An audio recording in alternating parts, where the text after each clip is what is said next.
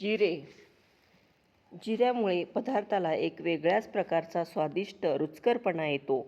सफेद, काळे, शहाजिरे व कलोंजी असे जिऱ्याचे 3 प्रकार आहेत. जिरे थंड असते.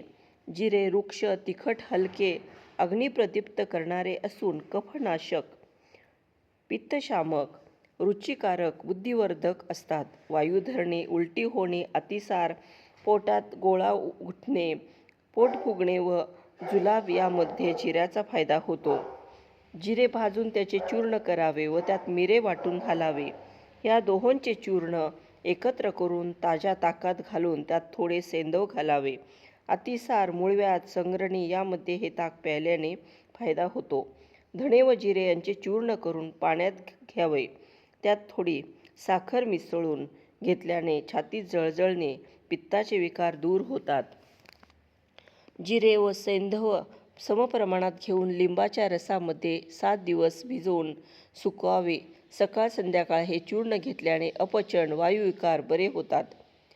पचनशक्ती वाढते.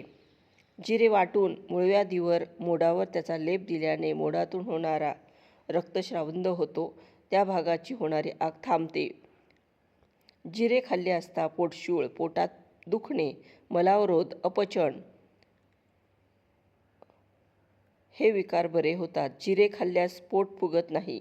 जिऱ्याची पूड घेतली असता वांती होणे थांबते. सुंठ, जिरेपूड एकत्र करून मधातून घ्यावी. खोकला थांबतो. जिऱ्याची पूड साखरेतून घ्यावी. आमांश, हागवण यावर फायदा होतो. तसेच आम्लपित्त वाढून आंबट ढेकर बंद होतात. जिऱ्याच्या सेवनाने मातेच्या अंगावरील दुधाचे प्रमाण वाढते. जिऱ्याच्या सेवनाने लघवी भरपूर होते व त्या वाटे पोटातील बारीक सारीक कृमी निघून जातात. डोळे धुण्यासाठी जिऱ्याच्या पाण्याचा वापर केला जातो.